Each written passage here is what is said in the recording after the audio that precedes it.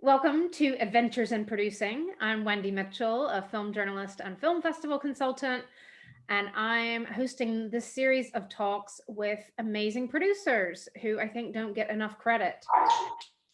Today, we have with us, all the way from Iceland, Brigitte Bjornstotter, who is an Icelandic film producer. I was lucky to meet quite a few years ago now. She got her MA from the London Film School, and she started working with Zik Zak Productions before setting up her own company, Vintage Pictures.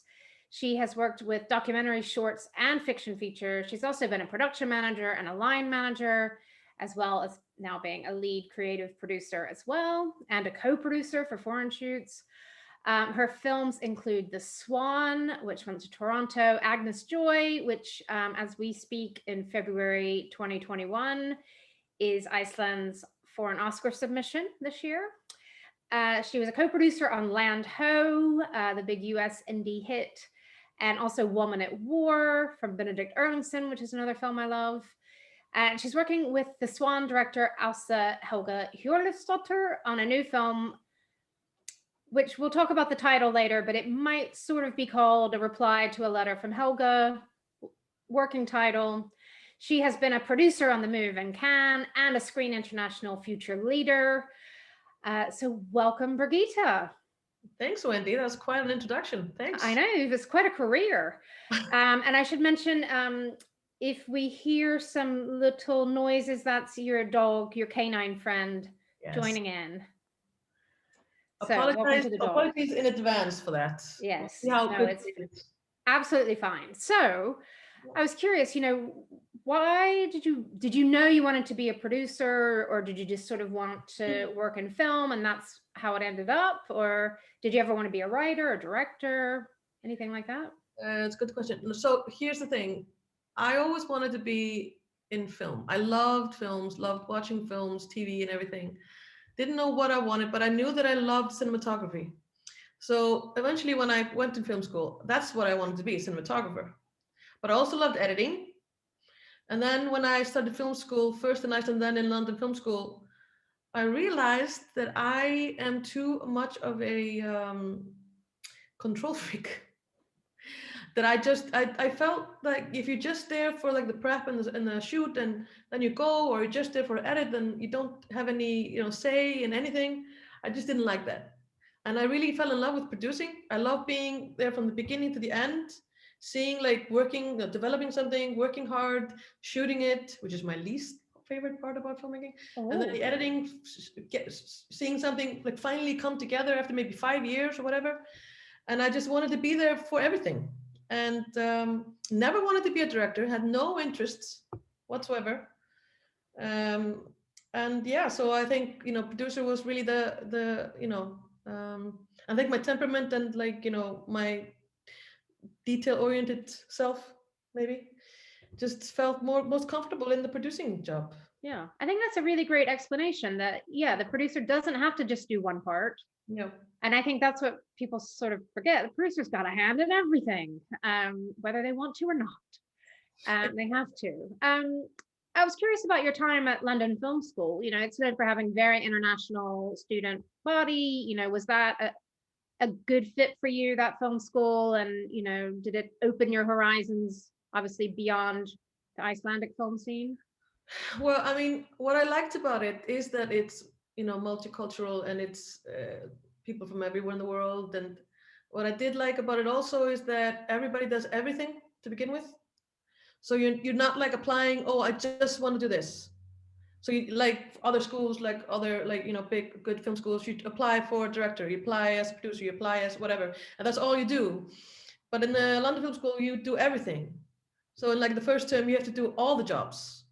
Not the second term. So you have to do directing and gaffering and DOPing and producing or whatever. And so I like that. Yeah. Didn't really have a great producing, teaching thing. What do you call it? They basically give you money and say, go do it. So you really that's what producing is, really, isn't it? Somebody gives you money and you make it happen. True. And you don't know what you're doing, and nobody tells you, and you just make it work. Yeah, I mean, that's good, I guess. But the only thing I would have liked, like, you know, the you know, the fund system in Europe, and the, you know, the Eurimage of it all, and like, you know, where do you go to get co-producers and those kinds of things? No, that was like on the job training when I started working after film school. Yeah. Okay. So yeah, let's talk about on the job. So you got back to Reykjavik, and did you sort of start immediately working with Zik Zak? And was it Schooley and Thor running it then, or how did you break in with them? So I decided early on that while I was in film school, on every break, I was gonna do some job training. I didn't care if I was going to work for free or whatever. I did not want to go out of film school and not knowing anything, because I don't come from any, you know, background in the business. I didn't know anyone. So what I did is that I had contacted some people while I was still in school in London that had, because I was in the Icelandic film school for a while as well, that had taught me, and they knew that I did a good job. So when I was on breaks, I got jobs in the Icelandic film industry. And I got a job working on Rúnar Rúnarsson's Was it Two Birds? Two Birds, yeah, as a second AD on that one. Worked for free, no problems with that. And there I met Hlín, was working at Zik Zak, and of course I met Þórir and Skúli, whatever. And they liked what I did, and they did offer me a job on another film, but I was still in school, so I had to decline. So when I finished school, I contacted them, said, you know, I'm back home, you know, if you have something, and they immediately hired me as, you know, a full-on employee with Zik Zak. That was like, I think I came home in November 2009, and I started working there in March 2010. Great. Yeah, so I worked there for 4 years. Yeah. And what did you learn working with them? And, you know, were they making was it sort of that Black's Game era, or am I getting the sort of films wrong? No, when I started, the day before I started, they just released The Good Heart. Oh yeah. And they were in post work on Brim, or Undercurrent, a film that I actually love that film. I just watched that for my Icelandic book again. I think it's underrated. I love that film. And they were also starting to work on Gauragangur, which I don't remember the English name for, and Black's Game, and Volcano. So there were several films in the first year or two. There were like a lot of films happening at the same time, because they're very, you know, they have done so many films in Iceland. And so I learned a lot, because I think, production coordinator on all of these films, moving up to production manager. So you learn a lot by, you know, actually doing and helping out production wise, because I was at the office like for all the prep and the shoot and the post, and so it was a lot of on the job training. That's great though. And to be an employee, not just hired production by production, is really quite rare and wonderful. Yeah, so I learned a lot, like everything from closing the financing, which you wouldn't learn in, you know, as a production coordinator, and you know, what you have to hand into the, you know, funds, and you know, and from that to all the way to the marketing of, you know, the films when they're coming out, and you know, the deliveries. So I learned a lot there. Yeah, amazing. I wanted to ask you about producing specifically in Iceland. You're my first Icelandic guest on this series. I should confess right now to everybody, I'm obsessed with Iceland. I've been trying to go like once a year for about the past 15 years, I think. I've just written a book about some films that have shot in Iceland. But, you know, I can see that there might be pros and cons to working somewhere that's so small. I mean, amazing films get made. You know, the number of films per capita, you know, the creativity there is just stunning. But also, you know, the Icelandic Film Center, if they're going to back you, sometimes you might have to wait a year or two for that money to come to you next in line, even if you've got the most brilliant project. So yeah, can you just talk a little bit about what it's like working in Iceland, the good parts and any frustrations?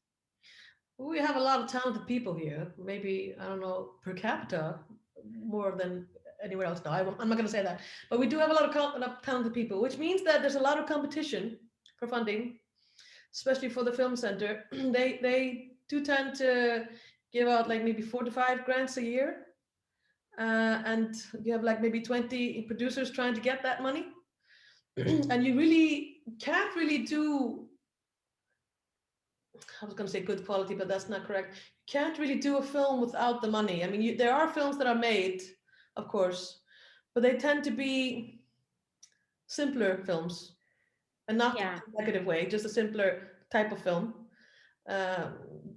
That's no judgment on the quality of the film. It's just a simpler film, and you can't do a period, or you can't do where you have to go and stay somewhere for 5 weeks with the crew because you can't afford it.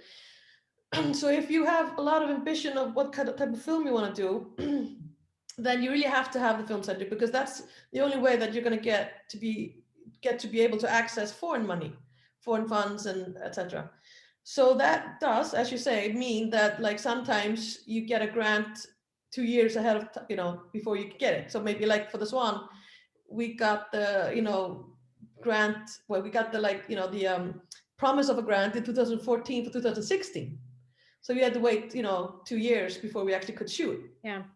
I mean, the good thing about that was we had enough time to, get money from abroad, I guess. But that does mean that you have to choose wisely, and that does mean also you can't really spend too much money on a lot of things. You have to, focus more to be able to, because you can't have like 10 projects because you only know that maybe 2 are going to go. So you have to be more selective, I guess. But then that's also maybe a good thing, because, you have to focus more on fewer things. I guess I don't know if that's a good answer, but like that is also good and bad. Yeah. And it is quite a small film community there. Yeah. I've seen most of them in one room together sometimes. But it does, from the outside, I'm an outsider, obviously, but when I see people, it does seem like a lot of people are very helpful and sharing with each other. And even though do tell. Is there a sense that people do help each other, or is there a sense of that it is so competitive to get the funding that are there sort of factions? I'm not going to say factions, but they are. I mean, it is competitive. Yeah. And there are, of course, people who are competitive towards each other, even if nobody says they are. You know what I mean? Yeah. And but people are helpful. I mean, you can call anyone. I mean, like for example, when we got chosen for the Oscar entry, I called like 5 producers, and they're not all of them are friends of mine, but they were happy to share whatever they could, just like how they did it, and what they found to be useful and not useful. So yes, it is helpful because it's a small community. Everybody knows each other, so everybody's comfortable in just calling somebody if they need something. Yeah. And okay. That's good.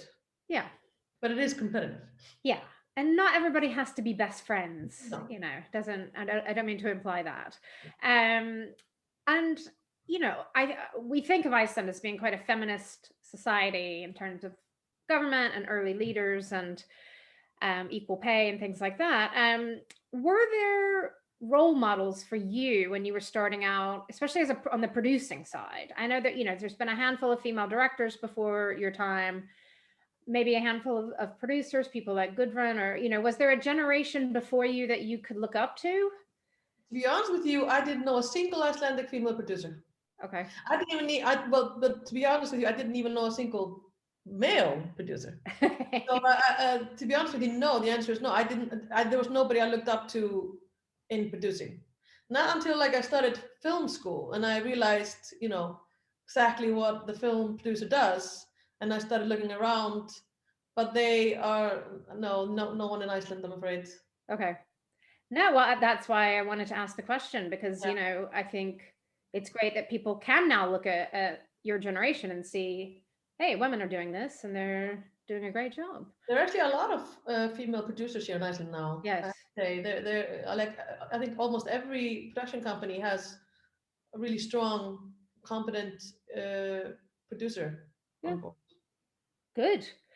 So let's talk about vintage. So it was in 2011, and you mentioned Hlín Jóhannesdóttir, who you had met at Zik Zak, and the pair of you set it up together.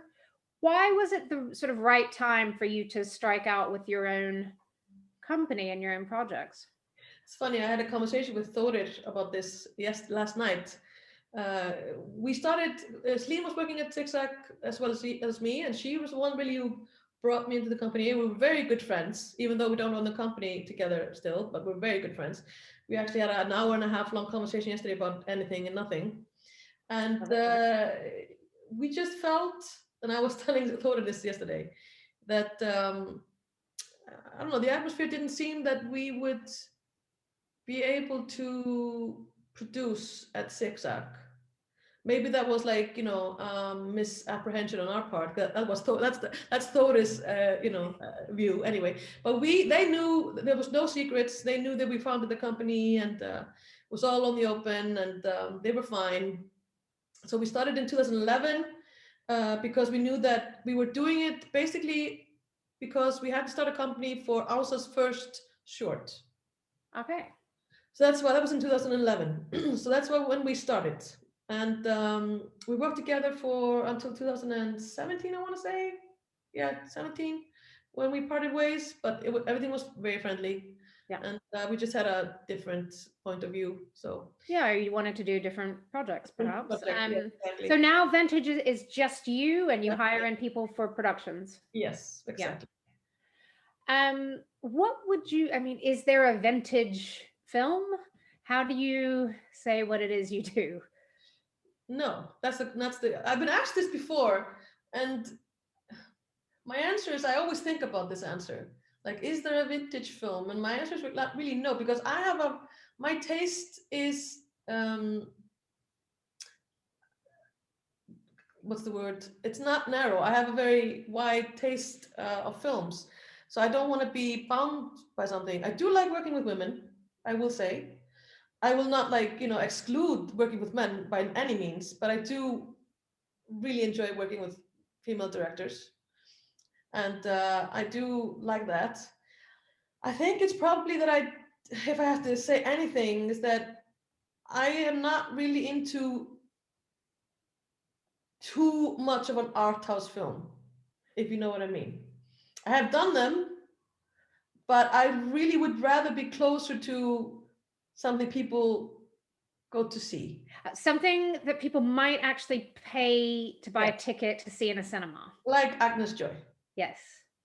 I really enjoyed that film. It's like I've said this to Ása, but this is the film that I think I had the most fun doing. It was a very good experience from like A to Z, and but that's like, I think that's had nothing to do with people who are making. I think it has to do with people who are making it, and also I don't know, there was some magic happening when we're doing it. It was just such a calm and drama-free experience, because filmmaking is usually drama-filled, and so yeah, I think it's still art house, but it's more people will actually also want to see it. It's not just gonna be for festivals. Yeah, it's a very entertaining film. I remember you telling me about it, and I actually thought it could have gone the way that it was almost too accessible. Like, it wouldn't work at festivals. It was going to be for the local Icelandic audience. It's a sort of mother-daughter story, and they're in a way like fighting over this hot guy that they're both interested in. It's more than that. But when I saw it, I was actually really moved and thought it was that sort of like festival art house artistry to it that for me elevated it just from an audience film. So I think it was that sweet spot for me. I was curious about that film because this is Silja Hauksdóttir, who I hope I've almost said her name right. You were very close, yes. Okay, and this is the first feature film she'd made since Dis. No. Oh yeah, since Dis, yes. This is the first. Yeah. So, and that was in 2004. So this is quite a while ago. So how did Agnes Joy come together? Is this a project she had wanted to do for a while, or how did you? Yeah, she and Gagga, Ranveig Bjornstotter, and Jósa, Jóhanna Friðrika, they had been writing it for a while. and it was by a story by Mikael Torosson. But he had written a script, but they completely changed it. I think the only thing that's left is the character of Agnes Joy being adopted. I think that's the only thing that's left. And she was, auditioning producers as they do, and came to talk to me, talked to other people, then came back to talk to me, and decided they wanted to, go with me, which I was very happy with. And that was during the script stages. I mean, it wasn't by any means a finished script. It had some development yet to do. And I just really liked the script. I liked the story. And I also know that Silja, she has a sense of humor that is not maybe evident on the page, but the way she does it and all the little details that she incorporates makes things funny, and not like laugh out loud funny, but makes it humorous. And I really like that. I really like that way she does that. And I also like working with her because she's such a good communicator. And she's such a good writer as well. And I don't understand what I know the reason is that she did a lot of TV in between.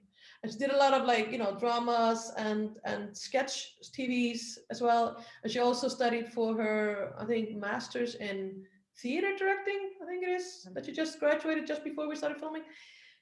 So I jumped on board really, because I really was interested in the story, and I was really happy that they, chose to go with me. And she's also very female oriented. She likes to work with women as well. And yeah, it really went well, and we're going to do more things together. And oh, great. And I just have to plug, you didn't produce this one because you were too young, but Dies, her 2004 film, it's I saw it for the first time this past summer when I was researching this book, and I was so sad. I had never seen it before. It's just such a cool, feminist young woman's finding her way through young adulthood in Reykjavik, and I just really recommend people watch that. She co-wrote the book as well. Okay. Yeah, she's very talented. She's a very, very good writer, I have to say. And yeah, excellent. And I just think she's very talented and very good to work with. I enjoyed it very much, at least. And so yes, and then we started the journey of Agnes Joy, and it was just a very good time in my life. I have to say, I really enjoyed it. I was a bit crazy because I was doing Happily Never After at the same time. Oh yeah. So I actually, because I line produce my own films, because control issues, and because I like to know what's going on in every moment. But so I produced and co-produced, but I was also doing the TV series Happily Never After, and I was also producing and line producing that. And there was actually 2 weeks that they, were shooting at the same time. How do you manage that? You don't sleep. Yeah. You don't really sleep. Because we were shooting maybe, we start, in one project you start at 7, you end at 7. The other one is shooting until midnight. It was crazy. I'm not doing that again. I'm hiring a line producer next time. Okay. Well, famous last words, control freak, Yes. I said that I'm never doing this again. I'm never doing 2 projects. Cut to summer of 2020, where I'm line producing for Saga Film, the TV series that Silja is just directed. And I'm also producing my own film, and I'm also line producing that. So I was like, I promised myself I would never do this again. But it wasn't by choice. We had to postpone the first one for 6 weeks. So that's why they started overlapping, bumping to each other. So, but we weren't shooting at the same time. So I am progressing. Okay. Yeah. Well, that's slightly better, I guess. So was Happily Never After your first TV show producing in that way? Yes. I mean, I did help with when they did Documentary Now, when Zik Zak was the servicing company. The production managed the servicing parts, but that was only 2 episodes. So the first TV series was Happily Never After. Yeah. And did you enjoy working in TV? Do you think you'll do more of that? I will do more TV, yes. Yeah. For sure. And we're also seeing a lot more Icelandic TV sort of taking off internationally as well. And did you line produce The Minister?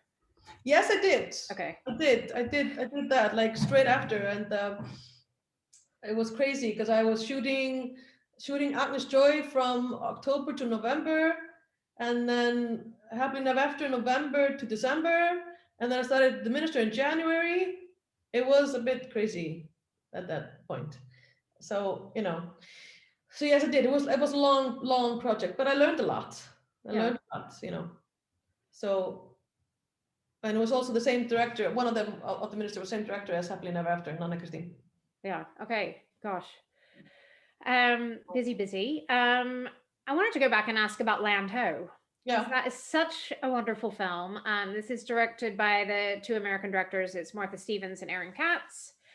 About these two old dudes who go on a road trip around Iceland, and it's fantastic. Were you a co-producer on that, or how did they bring you in, and how involved were you with that? I was a co-producer on that. I was thinking the other day how it actually started, this project. I remember they contacted us. That was when Hlín was still in the company. I think it was a mutual. Oh yes, I remember. Ása, she knew somebody who knew them, and they contacted Ása, and she recommended us, so they contacted us. And we had a meeting. They wanted to do a film in Iceland, and I mean they had developed already, so they were like ready to shoot almost. I think it was maybe like 6 months before they started shooting, and they wanted the co-producer in Iceland. I mean, they didn't want to like apply to the fund or anything, but they wanted to help on the ground, and they wanted help with the rebate system and etc. And we just said yes, sure, absolutely. And I met Christina Jennings and Sarah Murphy. They came to Iceland. Those were the two producers, as well as Minette. Yeah, Minette Louie. Yep. Yes, she didn't come to Iceland, but we had some meetings via Skype at the time. Oh. And yeah, it was. And me and Christina really got close. She lives quite close to me at the moment because she moved to Iceland. Yeah, she so much fell in love with Iceland from Land Ho. She moved there. Yeah, she was like 2 minutes away from me, actually. Yeah. And so we became good friends. Yeah, it was a good experience. It was a good experience. I mean, did you feel more like a sort of service production outfit, or a little bit more creatively involved than that? I don't think we were creatively involved, but we're not a servicing, because the servicing, that then you just completely, you don't even care. Yeah. Really, to be honest. But so it was. I'm not gonna lie and say we had any creative input. I mean, they did ask us about like various, Icelandic actors and whatnot, but they really, Sarah and Christina, they have all the, they take all the credit. We really don't really have any credit on that. But it was a good experience. It was fun. Yeah. No, it looks like fun on screen, Let's ask a token question about a man. This is Scottish director Graham Mailey. Yeah. You've worked with him on 2 films, I think almost simultaneously, called Pale Star and A Reykjavik Porno. Yes. How did Graham come to you, and Hlín met Graham at an industry party here in Reykjavik, because he lives in Iceland. Oh, okay. Or lived in Iceland because he's married. Was married. I don't know, because to an Icelandic actress, Solveig Guðmundsdóttir, and they have kids. So he was living like half the year in Iceland, half the year in Edinburgh. He had a film that he wanted to do called Reykjavik Porno. That he wanted to do. That is really talk about art house cinema. And it's not a real porno, just in case anybody's getting excited that this is a different kind of producing that you do. Yeah. That was the debate about the name was a long one. And we decided, I'm sorry, Hlín was very into it. She's more arty than me. She's more into the art house and documentaries than I am. And so we decided to just do it, because it was like we were a young company that didn't have any features on it yet. So we decided, like, fuck it, let's do it. Sorry for the language. It's and it was basically done for really no money. Yeah. I mean, the only money we spent was like on rental cars and food. And some on equipment. So basically we paid for it ourselves. from that, because he knew a Scottish producer, and Eddie Dick, great name. Yeah. Who? So great. Yeah, especially for the title of the film, Yeah. Well, he was not. Well, he was producing another film with him called Pale Star that he wanted to shoot in Iceland, but with an international group, both Scottish and Icelandic actors. Okay.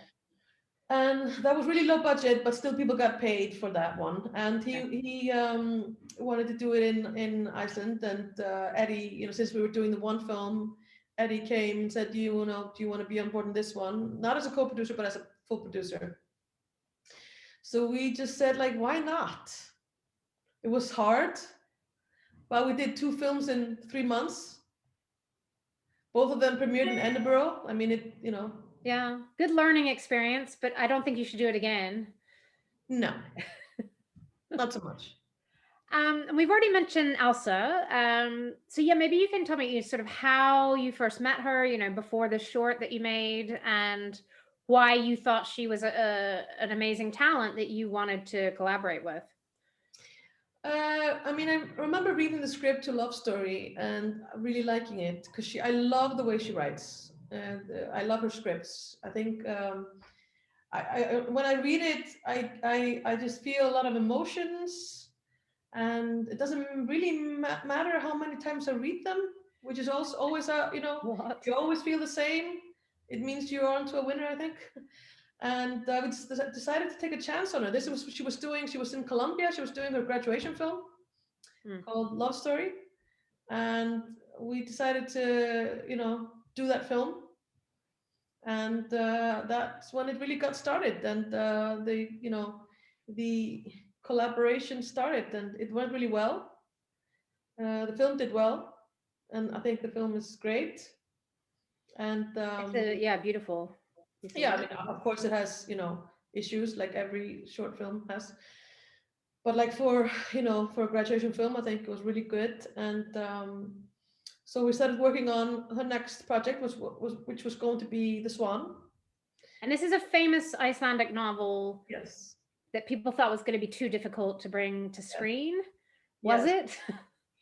I mean, when you have a talented writer who because it's usually, I mean, the book is it's like this thin, and it's like almost like a poetry, it's almost like somebody's like writing just thoughts. So, but she adapted it so amazingly, in my opinion. And the script, I mean, I'm not a crier or anything, but like I got choked up in some of the scenes. I think they were beautiful. And she had started writing it while she was in school. So when I read it the first time, it wasn't the first draft. It was maybe third or fourth, and then I think we shot the 9th or 10th or something. Yeah.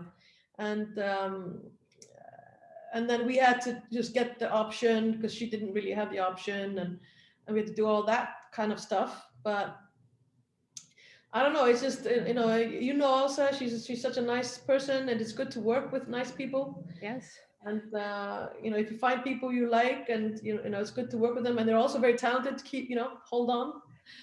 And that's how that got started. And it the collaboration on The Swan went really well. So both of us wanted to keep working with each other. So it was just an organic thing that happened, that we kept on doing it. And then she did another short while we were prepping The Swan. It's called You and Me. We did that because we basically were testing the lead actress. The young girl, because I have to say, it's one thing coming into an audition with, one person, but then being on set with 30 people, it's different. Yeah, because she was like 11 or 12 or something, maybe. It was 10, I think. I don't know. God. Yeah. And she carries the film. So you need to be sure that she's not gonna freeze or anything. Although Grima, she's she has at 10, she had the mind of a 40-year-old. She's so amazing, and she's so fun. So that wasn't the problem, and never was. It's just such a hard worker. But we just wanted to see, so we did a short film that was about a mother and daughter, and they're played by both who are mother and daughter in The Swan. I just wanted to see, and we do use some elements from the Swan in the short, like the way she tells stories. I'll send it to you if you want to see. I'll send you the link. Fantastic. And yeah, also that was a benefit to having to wait for the Icelandic Film Center feature funding, I guess. You had time for the short. Yeah, we did it in January. We shot the film in July. And it was also a way to, keep Ása sharp, I guess, and but she's always so well prepared, she knows what she wants to do. But I think it was a good exercise for everybody. And it's a good film, and it has been to a lot of festivals, and it's done really well. But which was not planned. We just wanted to see how it would go. Yeah. Well, I love the Swan, and we should mention this next film that is Ása's second feature that may or may not be called something like Reply to a Letter from Helga, which is again based on a source novel. So you've shot most of that in 2020, which was amazing. During a pandemic year, you were able to shoot most of the summer scenes you needed to. I know it's not public yet, really, that much about this film, but can you tell us anything? And does it feel like it moves Ása on as a filmmaker? Yes, I mean, it was a good story. So Zik Zak is the production company as well as Vintage. And they offered it to her, how many years ago now? 5 years ago or something? It was after the Swan. I think it was maybe in 2017, so 4 years ago.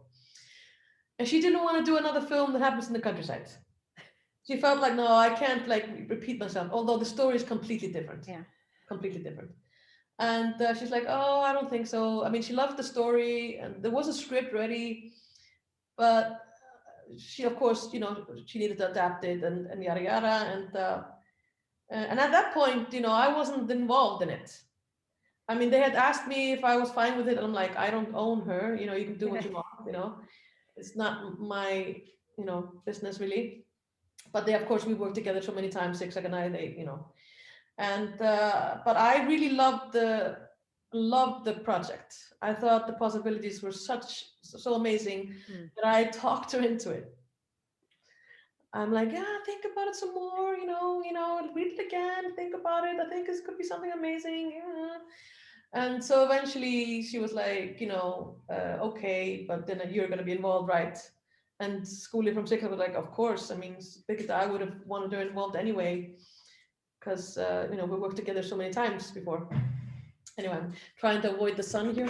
Anyway, and Icelandic sunshine. It's not as cold as people think. It's moving, so it's like it keeps chasing me. So yes, that's what I mean. It is such a different film, and it's I think it just shows how artistic she is, but also how sensitive she is, and it just shows more of her talent. I'm talking like a super fan, but I really am. And I keep saying that to her, and she keeps blushing and like, oh, stop it, But I just really love her, love her sensitivity, and I love the way she does things, and I just love her films. So I mean, I don't know many. I know it's disgusting to say this about your own films, but I on the festival run for the Swan, I had to go. Because sometimes she couldn't go, so I had to go with the film. And I did love watching the film with, different audience members, because people would react to various things. And I just found that I never got bored of the film. Hey, I never got bored of the film, because how you might love a film and you've seen it like 10, 20 times, and you get bored of some scenes. You're like, oh, can this be over so the next scene comes? I never got bored, and I kept seeing different things, because I could things that I maybe weren't, things that were like obvious, but then I see it in the 6th or 7th time I see the film or whatever.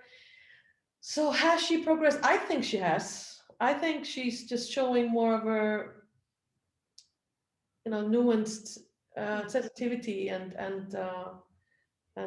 artisticness, and the way she gets you to be close to the characters. And so I think she has. She has. I can't wait to see it. Hopefully later in 2021, depending on what happens in the world of film festivals this year, who knows. Are you working on anything else you can tell us about right now, or is it all top secret? No, I mean, I'm co-producing a Dutch film at the moment called The Hunter's Son with Rotterdam Films. They are shooting in Iceland now in March and April, and again in the summer, fall. I'm also, because I don't really line produce much these days. Yeah. I do tend maybe take one here and there, but I have to like the project, and I have to, you know, there has to be something in it for me, you know. I'm not talking about money, but it has to be something that I, you know, want to do. And I'm helping Anton Máni with Enjoying Motion Pictures. She's doing Hlynur Pálmason's next film called, I don't know what the English word title for it. It's called Vanskapte Land or Volaða Land in Icelandic. I think they're shooting this summer, and I'm line producing that. And people here listening might know Hlynur from A White Day or Winter Brothers. Amazing talent, yeah. So I might be doing that. Well, I am doing that. I'm doing that. And I have another offer in the fall, which I'm still thinking about. So, or maybe I'm just going to take time off. I don't know. But of course, I have other things in development. And I was actually contacted this morning by another producer that I know about co-producing with her. So it's, you know, it's always something. And I'm also developing a TV series. And so there's a lot of things going on. Busy. And talking about all this has made me realize I didn't even ask you about A Woman at War, Benedikt's film, Benedikt Erlingsson. I love this film. You were a co-producer on that. Yes. And why did they even need you as a co-producer? Is that a weird question? No, I think it's a good question. I met Marianne Slot in Gothenburg when we were showing Work in Progress with a Swan. Yep. And they were then in prep doing.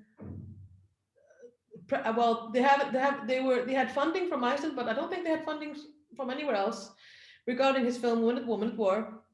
And they had another production company in Iceland helping them. And I don't think they were seeing eye to eye.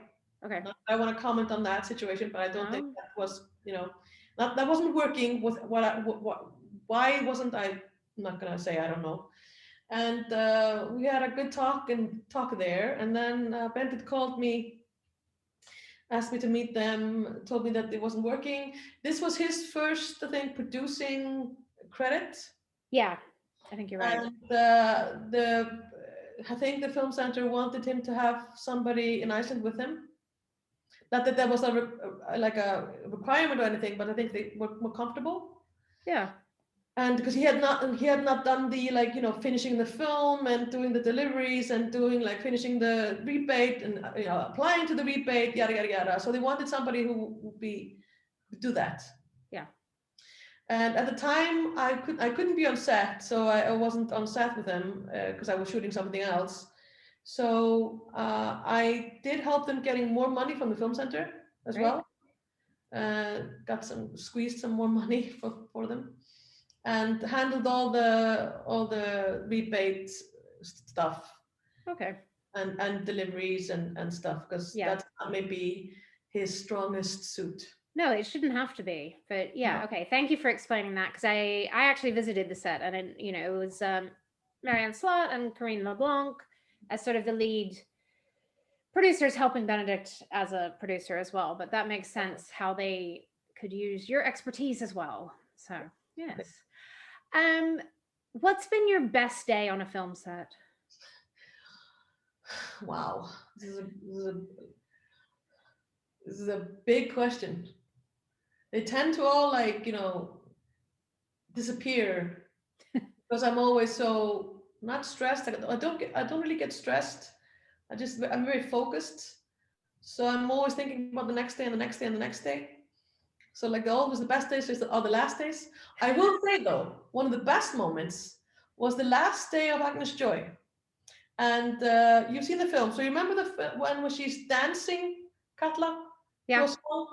You know, the song is a very, and you remember also the when they're actually singing with a guitar playing the song in the yeah.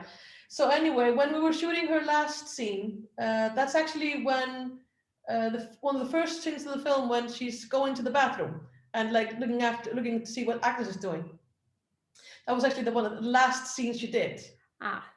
And when she finished, and it was called Rap on Katla, I don't know how it happened, but everybody started singing that song. Like everybody in the crew, like the grips and the gaffers and the singing, that song when they're showing, and it was just such a nice, we actually got it on tape as well, because we were doing but like, I was just sitting there, like, waiting to clap her out and everything. And people love Katla, because Katla is such a great person. It's fun to be around. And everybody had a good time on that film as well. So the atmosphere was really good. And so when we called rap on her, and she was a bit weepy because she was, happy, and she was sad that it was over, and how it is. And for some reason, I don't know who started it. Somebody started singing that song, and then everybody was singing that song, because it's an iconic Icelandic song. Everybody knows the song. Everybody knows the chorus. Just everybody started singing that song, and it was just amazing.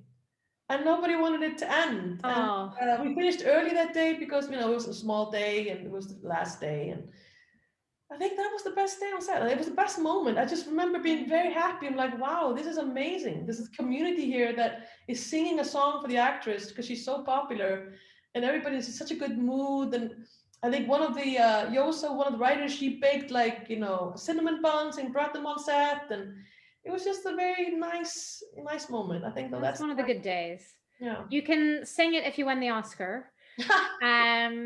Do you have any pet peeves of what people do on set or shouldn't do? I cannot stand seeing crew members sitting down, flicking through their phones. First of all, obviously you can sit down. That's not what I'm saying. Yeah. But like, if you're not paying attention to what's going on, and you're just flicking through your phone, that means that when everybody's ready, if you haven't been paying attention to the blocking or whatever it is, don't know what's going on. Yeah. And I just really, that's why on Agnes, we said no phones on set. Huh. And it was really nice. Yeah. When people have to talk to each other and pay attention, and nobody was annoyed. They said, if you have to make a phone call, then go outside, Yeah. And it was just nice. And I think we need more moments just in life where we all put our phones down. God, it's gotten gross, myself included. Just scrolling all the time and not. I hate this. Yeah. The going through the phone and not having any awareness of what's going on around you, especially if you're like a grip or a gaffer, an AC or whatever. And then, when the DOP and the director and the actors are ready, they're like, oh, what are we doing? You're like, come on, man. It doesn't happen a lot, Yeah. Usually it's not those guys, it's the assistants. Yeah. Younger generation, but it's not the place to just scroll through your phone. No. For my final question, I'd like to ask you, what do you think even people in this industry, misunderstand about producing and what producers actually do?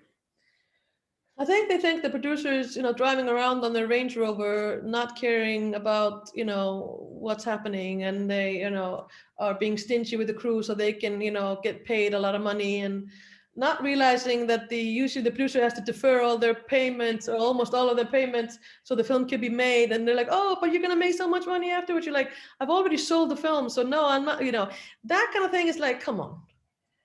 That's not how it works. And I think that's a misconception that a lot of people have still. Yeah. And it's funny. I was telling my parents that I'm starting to do these chats with film producers, and, something I'm doing not to get paid, but just because I want to. Mm-hmm. And, my dad was like, oh, well, that's the people with all the money anyway.